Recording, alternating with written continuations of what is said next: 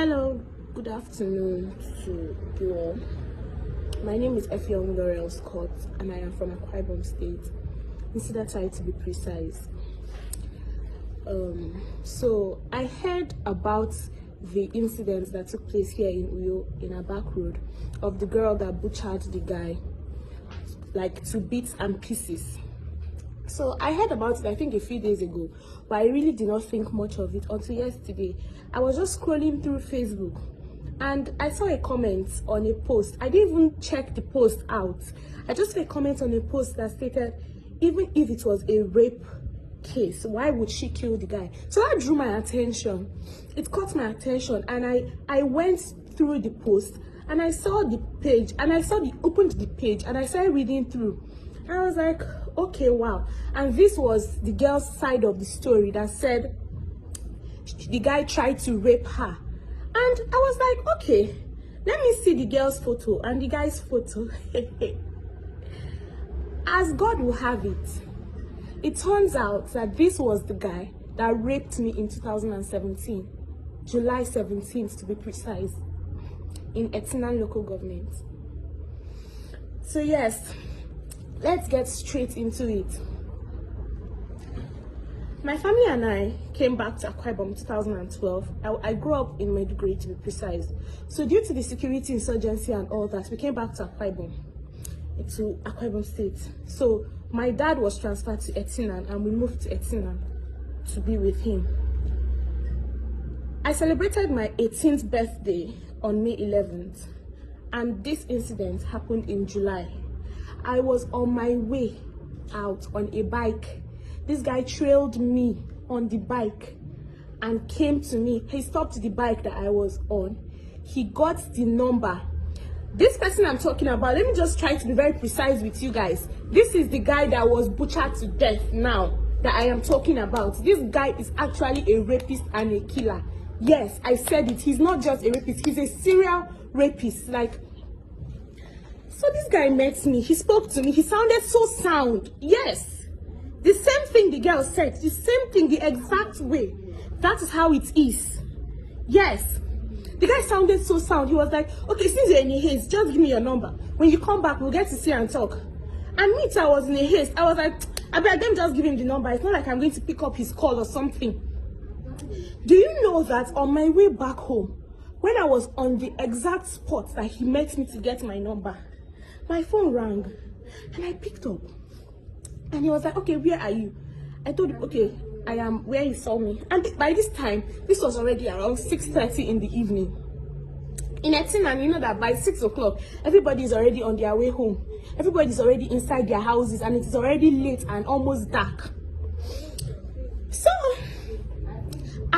he told me to stop by a particular filling station. I will be giving details. This particular filling station is called Ngozi Filling Station and it is in Etinan. I stopped by the filling station and stood beside it. And he came and met me. He said yes, that he told his aunt, just listen to the storyline so that you know that the whole jazz thing that the girl said is true and it is realistic. It is very, very true that the guy uses jazz on his how am I going to put it? Will I say on his victims? Yes, he jazzes them. Yes, he hypnotizes them. So he told me that he told his auntie that I was coming by to visit him. And I was like, I think maybe I was still having some sense in me at that time. And I was like, no, I cannot come to your house. I just met you. What am I coming to do in your house exactly? How did you tell your auntie that? So this guy kept on convincing me. We stood on that same spot. He convinced me and convinced me. So at the time I was like, okay, let me just waste my own time. Let me go with this guy. The road he entered, I said, taking me through, was a bush track. Yes, this road was a bush track. He took me through that road. In my mind, I was like, what are we doing here exactly? By the time we got into the compound, into the house was like a deserted place. So I got into the house and the moment I saw it, I was like, no, I can't stay here. So I got up, I told him, oh, I'm going, don't worry, maybe I'll come back another time. I reached for the door. Lo and behold, the door was locked. As I turned my back to ask him to open the door, this guy got a machete. He got a machete and a pen knife. And he told me, in that girl's exact words, that he will rape me and kill me and nobody will know about it. And nobody will do anything about it. Yes, those were his exact words to me too. No single thing changed. No single thing changed through time. I begged as an 18-year-old. I begged, I cried. What didn't I do that day? I begged him. I was literally crying. Fine, he still had his way with me. He had his way with me, not once, twice, to be precise. I got back home that night around 11 p.m. I got back home, I snuck into the house. I had my bath. I cried my eyes. I cried for days.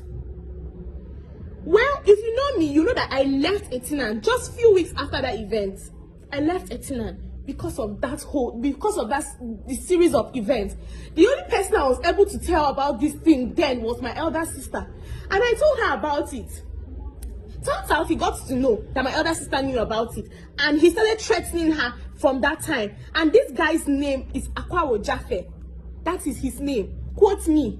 I am the one, Laurel, that is saying it. That is his name. This guy's name is Akwawo Jaffe. He's not, I can vouch on it. I can vouch on my life that it was not that girl did not just want to murder him. Now, let me tell you guys something. When this event took place that night, when he turned his back, I saw an iron, a metallic thing. I held it in my hand, but I didn't have the mind to hit this guy with it. He now turned, he saw me with it, he was like, do you want to hit me? Oh yeah, go ahead, hit me. But I didn't have the mind to do it.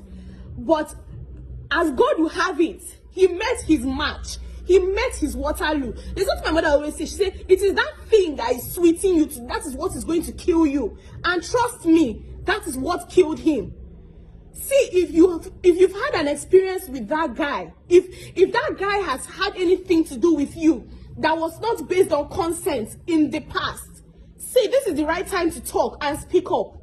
Yes, this is the right time to talk and speak up, because I know our own Akwa Ibom state government, this thing in the long run, that girl she will go to jail, because they will not think it is. We all know our very Nigerian government. We know our policies. There is nothing like self-defense to us. Yes, nobody will take it as self-defense, and I'm so excited. I'm so excited that yes, it took 4 years before this thing. Before everything came to play, before he paid for his crimes and everything, but he died a painful death. That's the beauty of it all. That is the joy of it all. Like, he did not die like a normal death. Like, okay, yes, she just stabbed him on his heart. No, he felt the pains of people that he had hurt in the past. Yes, he felt that pain before he died. Yes, and he felt it on his flesh. And I believe from the post I saw, his legs were apart. His leg was away from his body. That means she butchered him. Like, how? Like, she maimed him. Yes. And that is the joy. See, if that is this is the only thing that can save this girl at this time. This video. If you've had any experience with this guy before, if this guy has done anything to you, any form of rape to you, if you've had if you've had this experience with this guy before, with this said Akwawo Jaffe, please speak up. Speak up. Yes, it was self-defense. If I had the mind to do what she did years ago, I would have done it 10 times over. Yes, because rape is not something to be joked with. It has messed with me. That particular incident that lasted for a few hours, it has messed with me. It has messed with me. I'm not his first victim, and I'm very sure I was not the last. And he definitely met his Waterloo. Yeah, so if you've gone through this before, if you've had this experience with this guy, please speak up. Please, kindly speak up. Thank you.